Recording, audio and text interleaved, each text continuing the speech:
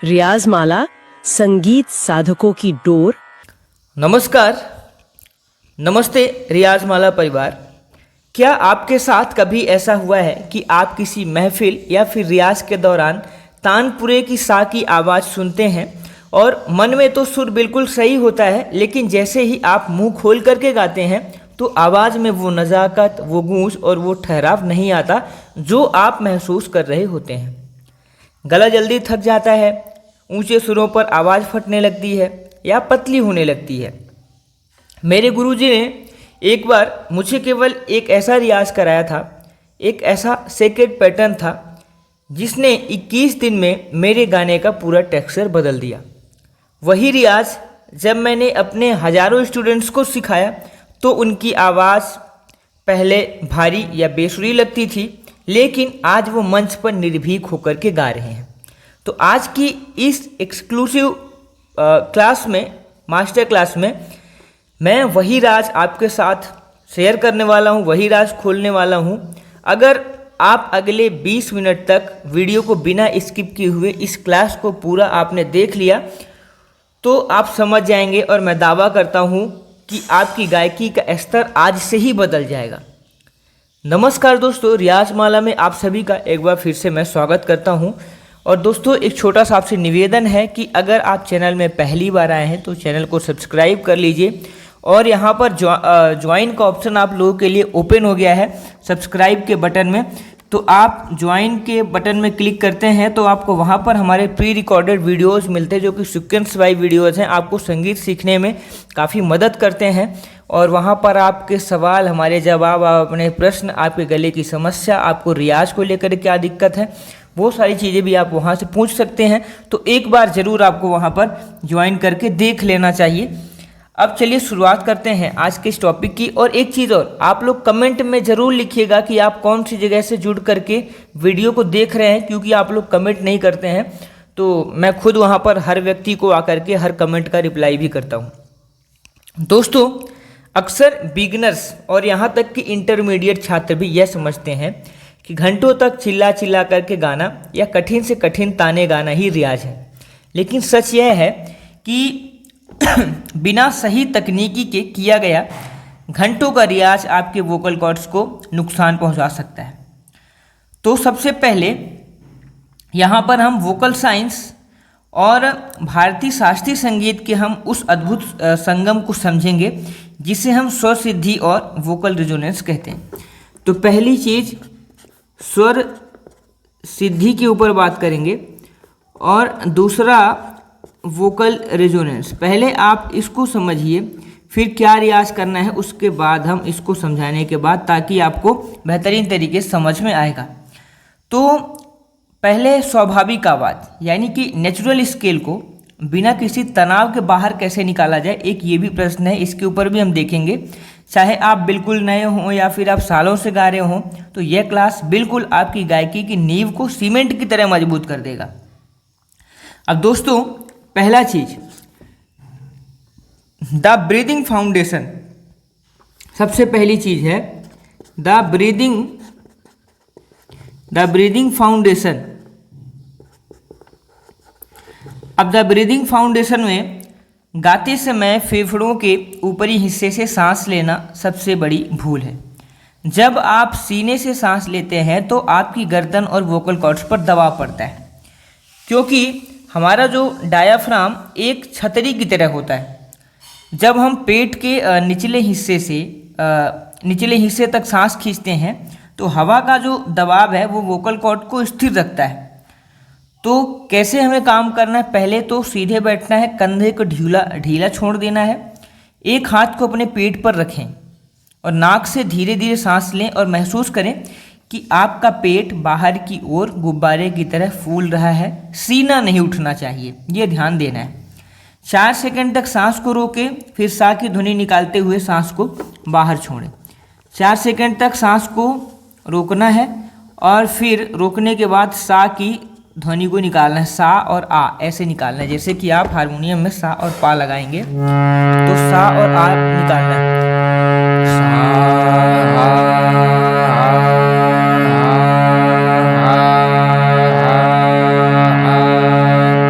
ऐसे भी करना है और ऐसे भी।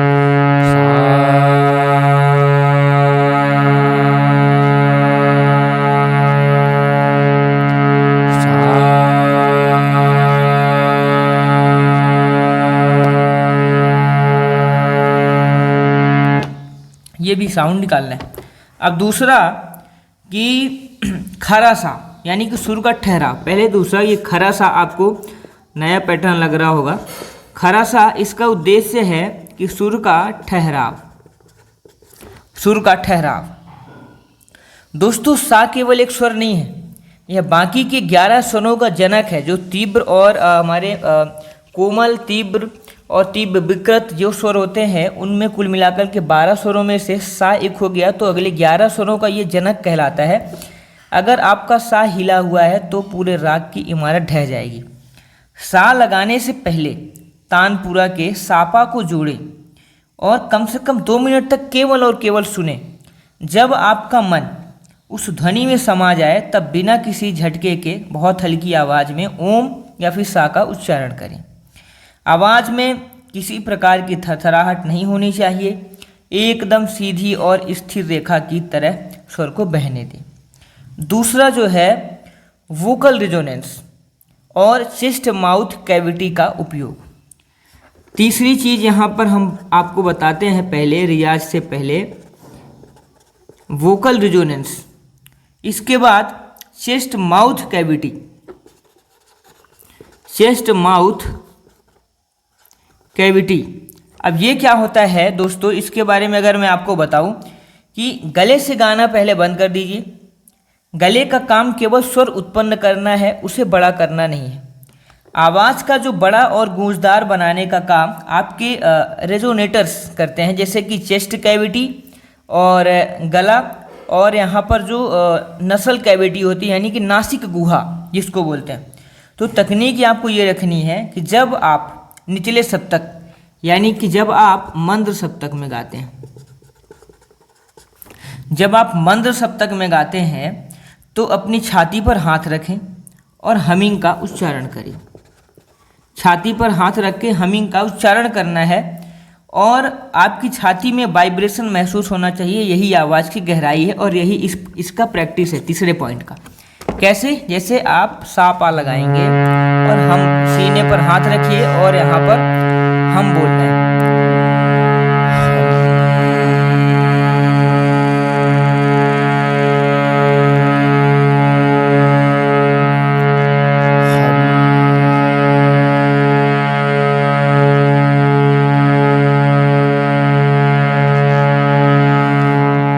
महसूस करना है कि जो वाइब्रेशन है,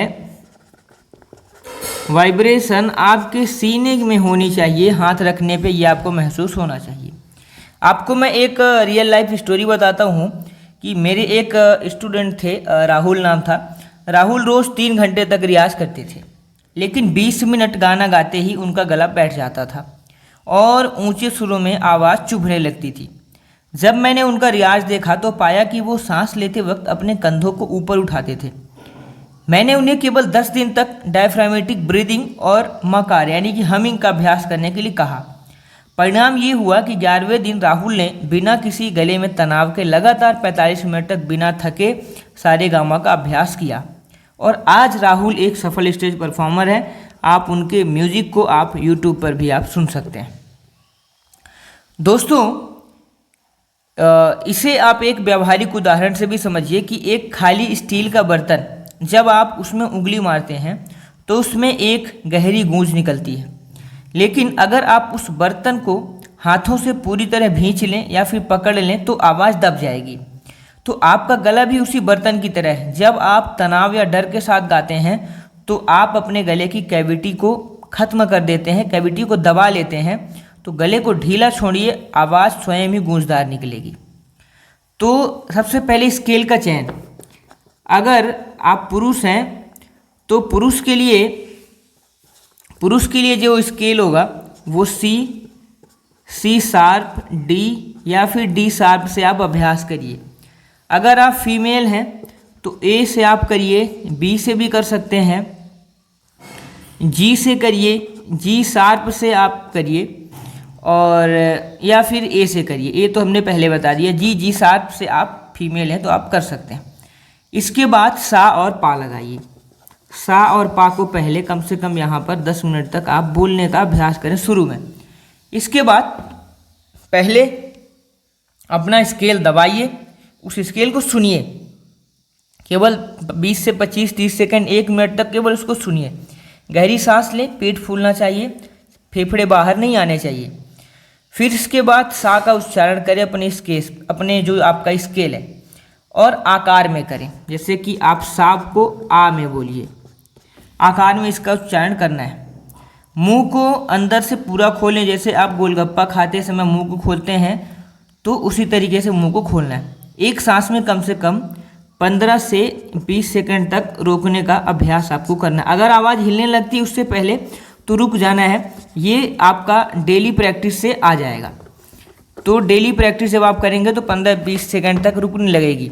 तो केवल सा में क्या बोलना है, आ बोलना है। जैसे हमने सा लगाया तो यहाँ पर हम आ बोलेंगे,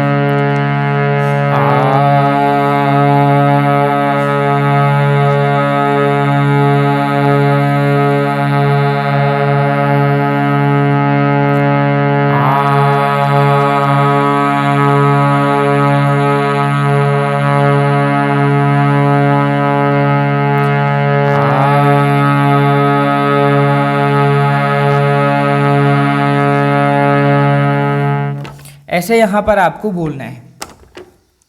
कॉमन मिस्टेक लोग ये करते हैं कि गाते समय गर्दन की नसें फूलती हैं तो गले पर अत्यधिक दबाव और फेफड़ों से सांस लेने से ये समस्या होती है। तो इसको हमें नहीं करना है। गाते समय शीशे के सामने खड़े हों, सांस लगातार लेते वक्त कंधे स्थिर रखें और पेट अंदर बाहर होने दें। दूसरी गलती की सुर का कांपना, तो सांस का असंतुलन और पेट की मांसपेशियों को ढीला करने की वजह से ये आवाज़ कांपती है। इसके लिए हमिंग का रियाज करें, होंठ बंद करके हम की ध्वनि को निकालें और ध्यान नाभि पर रखें। तीसरा कि सुर ऊंचे सुर पर आवाज़ का पतला होना। हेड रेजोनेंस का प्रयोग करें, ना केवल गले को भींचना। ये अगर आप करते हैं तो ये गलती होती है। तो इसके लिए हमें क्या करना है कि ऊंचे सुरों पर चिल्लाएं नहीं, अपनी सांस के बहाव को थोड़ा तेज करें और स्वर को तालू पर टकराने दें। तो दोस्तों ये 30 मिनट का आपको रूटीन यहाँ पर मैं कुछ बता रहा हूँ कि डायफ्रामेटिक ब्रीदिंग आपको करनी है। 4 सेकंड तक सांस लेना है, फिर रोकना है, फिर मंद सप्तक में सा का ठहराव करना है। कम से कम आपको 10 सांसें यहाँ तक करनी है। इसके बाद 15 से 25 मिनट तक कम से कम आपको हमिंग करनी है, जो हमने आपको पहले भी बताया है। और फिर इसके बाद आपको सारे गामा का आकार अलंकार में अभ्यास करना है। ये काम आपको करना है।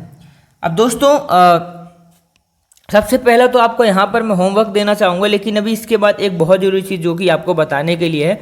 होमवर्क ये है कि आप अपना 1 मिनट का ऑडियो और रिकॉर्ड करेंगे, जिसमें आप तानपुरे के साथ केवल सा का ठहराव कर रहे होंगे। रिकॉर्ड करते समय ध्यान रखें कि आपका पेट दिखना चाहिए ताकि आपकी ब्रीदिंग तकनीक चेक की जा सके। इसके बाद आप हमारे व्हाट्सएप पर भेजेंगे और मैं वहाँ पर आपकी गलती देख करके बताऊँगा। अब दोस्तों एक प्रश्न लोगों का ये रहता है कि सर सुबह रियाज करते वक्त गला बहुत भारी और खराश वाला महसूस होता है, तो क्या सुबह रियाज करना सही है? इसका बहुत ही व्यावहारिक सवाल है कि सुबह वोकल कॉर्ड्स आराम की स्थिति से जाग रहे होते हैं, तो सुबह उठते ही कभी भी हाई स्केल का गाना नहीं गाना है, हाई स्केल में रियाज नहीं करना है। सुबह केवल मंद सप्तक निचले सुर में और हमिंग का अभ्यास करना है। हल्का गुनगुना पानी पी करके ही रियाज की शुरुआत करें, क्योंकि सुर गले से नहीं आपकी सांस और एकाग्रता से पैदा होता है। रियाज की अवधि मायने नहीं रखती है, रियाज की शुद्धता मायने रखती है कि 10 मिनट का ध्यानपूर्वक किया गया रियाज 2 घंटे के बिना मन के किए गए रियाज से 1000 गुना बेहतर होता है। तो अभी आपने क्या सीखा कि आवाज़ की नींव और ठहराव को कैसे मजबूत करें। इसके बाद अब असली जादू शुरू होता है, जो कि आवाज़ में लचीलापन, फ्लेक्सिबिलिटी और गति और तानों की हरकत। तो दोस्तों आकार को तेज गति में बिना सुर बिगाड़े कैसे गाएं? पलटे रियाज करने का वो गुप्त तरीका क्या है जो हारमोनियम पर आपकी उंगलियों की स्पीड को और 3 गुना बढ़ा देगा?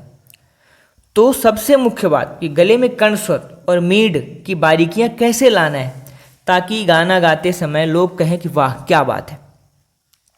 दोस्तों, आप एक चीज़ समझिए कि जब आप किसी गाने या शास्त्रीय बंदिश में तेज ताने सुनते हैं, गिटार या हारमोनियम की तेज हरकत के साथ गले को मटकते हुए सुनते हैं, तो लगता है ना कि काश मेरा गला भी इतनी ही सफाई और स्पीड के साथ चले। अक्सर छात्र शिकायत करते हैं कि सर जब हम धीरे गाते हैं तो सुर सही लगता है, लेकिन जैसे ही स्पीड बढ़ाते हैं तो आवाज़ बेसुरी हो जाती है या गले में अटकने लगती है। तो अगर आपके साथ भी यही होता है तो आज का ये वीडियो जो है वो आपके लिए ही है, और यहाँ पर ये वीडियो वरदान साबित होगा कि आपके गले की फ्लेक्सिबिलिटी और स्पीड का कैसे हमें काम करना है, कैसे बढ़ाना है। दोस्तों, गायकी में स्पीड जो है कभी ताकत से नहीं आती है, वह न्यूरोमस्कुलर मेमोरी यानी कि ब्रेन और वोकल मसल कोऑर्डिनेशन से आती है। तो हम सभी समझने वाले हैं कि तालमेल कैसे बैठाएं, सुरों और गले के साथ तालमेल कैसे बैठें, कैसे अलंकार का वैज्ञानिक चयन आपके गले की हरकत को ऐसा तैयार करेगा कि आप कठिन से कठिन हरकतें और ताने बड़ी आसानी से ले सकेंगे। दोस्तों, तो द स्पीड डायनेमिक्स, पहली चीज द स्पीड डायनेमिक्स। तो द स्पीड डायनेमिक्स में, और आप इसको स्पीड मैट्रिक्स भी बोलते हैं, दूसरी चीज स्पीड मैट्रिक्स। दोस्तों, स्पीड मैट्रिक्स का मतलब है कि गले को तेज चलाने के लिए कभी कभी सीधे गति से शुरुआत ना करें। संगीत में 3 गति होती हैं, जैसे कि विलंबित और मध्य और द्रुत। पहला विलंबित, दूसरा होता है मध्य और तीसरा होता है द्रुत। अब विलंबित लय यानी कि स्लो टेम्पो, जहाँ स्वर का स्थान पक्का होगा, ये स्वर स्थान पक्का करने के लिए होता है। दूसरा जो होता है जहाँ पर स्वर और लय का तालमेल बैठता है, यहाँ पर स्वर व लय का तालमेल बैठता है अगर आप इस गति में अभ्यास करते हैं तो। और तीसरी चीज़ जो है जहाँ गला स्वतः काम करता है, द्रुत लय में गला जो आपका है वह स्वतः काम करता है, ये होती है द्रुत लय। तो जब आप किसी अलंकार को विलंबित लय में 100% सटीकता के साथ सुर में गा लेते हैं, तब मध्य और द्रुत लय में कदम रखें। हमने आपको बता दिया कि विलंबित लय क्यों जरूरी है, मध्य क्यों जरूरी है, द्रुत क्यों जरूरी है। अब बात आती है कि स्वर भेद और स्पष्टता यानी कि क्लैरिटी ऑफ नोट्स। जब हम स्पीड बढ़ाते हैं तो सुर अक्सर धुंधले हो जाते हैं, जैसे सारे गामा गाने पर ऐसा लगता है कि सारे सुर आपस में घिसट रहे हैं। तो हर सुर के बीच एक बहुत सूक्ष्म आघात होना चाहिए। इसके लिए आकार गाते समय अपनी जीभ के पिछले हिस्से को तनाव मुक्त रखें। जीभ नीचे की ओर सपाट होनी चाहिए और मुंह का आकार हर सुर पर एक समान खुला होना चाहिए। तो तीसरा स्टेप है क्रॉस रिदम और अलंकार पैटर्न। गले को घुमाने और लचीला बनाने के लिए सीधे क्रम वाले अलंकार जैसे कि सारे गामा पा काम नहीं आते हैं। इसके लिए हमें जंपिंग अलंकार, जंपिंग नोट पैटर्न, जंपिंग अलंकार, इसके लिए हमें जंपिंग अलंकार करना होता है। जब गला एक सुर छोड़ करके दूसरे सुर पर छलांग लगाता है तो गले की मांसपेशियां खुलती हैं। जब मैं अपने गुरुजी से सीख रहा था तो एक अलंकार में मेरी आवाज़ बार बार अटक रही थी। तो गुरुजी ने मुझसे कहा कि बेटा एक सुई में धागा पिरोने की कल्पना करो। अगर धागा जो आगे से बिखरा हुआ होगा तो सुई में कभी नहीं जाएगा। तो तुम्हें अपनी सांस और स्वर को उस धागे की तरह बारीक और नुकीला बनाना होगा। उन्होंने मुझे आवाज़ को भारी करने की बजाय हल्का और केंद्रित करने को कहा। जैसे ही मैंने अपनी आवाज़ का दबाव कम किया तो सुरों और सुर को केंद्रित करने की मेरी क्वालिटी डेवलप होने लगी और सुर केंद्रित हुए। इसके बाद मेरी स्पीड तुरंत बढ़ गई। एक बैट्समैन जब क्रीज पर होता है तो अगर उसका शरीर अकड़ा हुआ रहेगा तो वह तेज़ गेंद पर कभी शॉट नहीं मार पाएगा। उसका लचीला होना जरूरी है। ठीक वैसे ही यदि गाते समय आपकी गर्दन, जबड़ा और कंधा अकड़ा रहेगा तो गले से तेज तान निकालना वो असंभव है। ढीलापन ही गति की कुंजी होती है। तो आपको जंपिंग अलंकार जैसे कि कौन से अलंकार करने हैं, जैसे कि आप एक अलंकार मैं आपको बताता हूँ। सा गा रे मा गा पा मा धा पा नी धा सा सा धा नी पा धा मा पा गा मा रे गा सा, सा गा रे मा गा पा, मा धा पा नी धा सा, सा धा नी पा धा मा, पा गा मा रे गा सा। एक बार और देखिए, सा गा रे मा गा पा मा धा पा नी धा सा, सा धा नी पा धा मा, पा गा मा रे गा सा। इसको आप लिखने की कोशिश करें और लिख लीजिए। अलंकार है वही वापस से एक बार करके और दिखाता हूँ मैं। सा गा रे मा गा पा मा धा पा नी धा सा, सा धा नी पा धा मा, पा गा मा रे गा सा। आ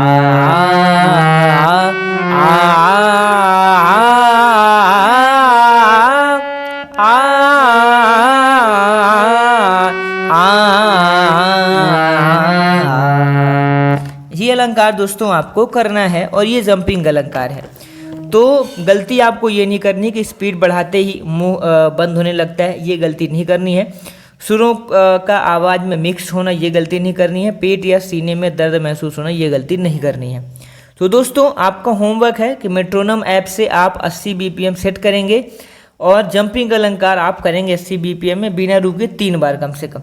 और अगर आप इस सीक्रेट को अगर शुरू करना चाहते हैं, आज से रियाज शुरू करना चाहते हैं, तो कमेंट में डे 1 स्टार्टेड, डे 1 स्टार्टेड या फिर एक्सेप्टेड, आप दो में कोई एक चीज़ लिखेंगे कमेंट में, तब मैं मानूंगा कि आप संगीत के प्रति सजग हैं।